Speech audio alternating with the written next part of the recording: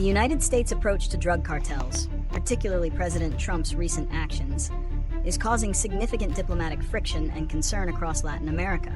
By designating cartels as foreign terrorist organizations and reportedly authorizing potential military action, the U.S. is shifting its policy from a law enforcement issue to a national security one.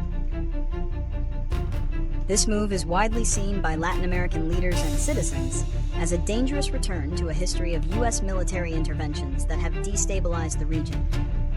Mexican President Claudia Sheinbaum has firmly stated that any U.S. military presence on Mexican soil is absolutely ruled out and would be a violation of the country's sovereignty. Critics argue that a military-first strategy ignores the complex socio-economic factors driving the drug trade. They advocate for a more collaborative approach focused on intelligence sharing and strengthening local institutions, rather than unilateral force.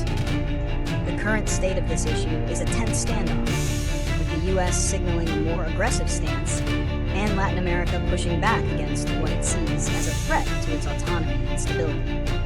Donald Trump's executive order on cartels stems from a desire to address the escalating fentanyl crisis and perceived national security threats within the United States. By designating cartels as foreign terrorist organizations, the administration aims to grant U.S. authorities greater power to disrupt their financial networks and operations. The order's potential for unilateral military action is a key reason for the strong backlash in Latin America. For many in the region, this approach evokes a history of U.S. military interventions that have often destabilized governments and violated national sovereignty. Leaders like Mexican President Claudia Sheinbaum have explicitly rejected the notion of a U.S. invasion, emphasizing that any cooperation must be based on respect for national autonomy.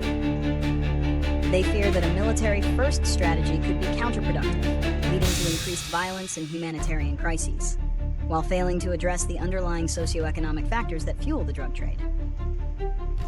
Trump's order carries several significant consequences. A key immediate repercussion is a sharp increase in diplomatic tension between the U.S. and Latin American nations, particularly Mexico. Mexican leaders have condemned the move as a violation of their sovereignty, with President Sheinbaum firmly stating that any U.S. military presence is absolutely ruled out. This could lead to a breakdown in existing cooperation on issues like border control and immigration, potentially undermining shared security efforts. Historically, U.S. military interventions in the region have often been counterproductive, leading to instability and humanitarian crises. This new policy risks a similar outcome. It could also provoke retaliation from the cartels, endangering Americans living or working in Mexico, and potentially causing increased violence that spills across the border. Economically, the threat of U.S. action could trigger boycotts of American products and create an unpredictable environment for U.S. businesses operating in the region. Ultimately, the order strains diplomatic ties, threatens regional stability, and risks damaging decades of efforts to build cooperative partnerships. To effectively address the cartel issue and avoid military intervention, the United States and Latin American countries need to adopt a multifaceted, cooperative approach. Solutions must move beyond a military-first strategy and focus on the underlying causes and networks that sustain the cartels. A primary solution is to strengthen intelligence sharing and joint law enforcement operations. This allows both sides to target cartel leadership and financial infrastructure without infringing on sovereignty. Another crucial step is to address the demand side of the drug trade within the U.S. through significant investment in addiction treatment and public education. Simultaneously, the U.S. can provide economic and developmental aid to Latin American countries to create legitimate job opportunities, reducing the appeal of joining cartel operations.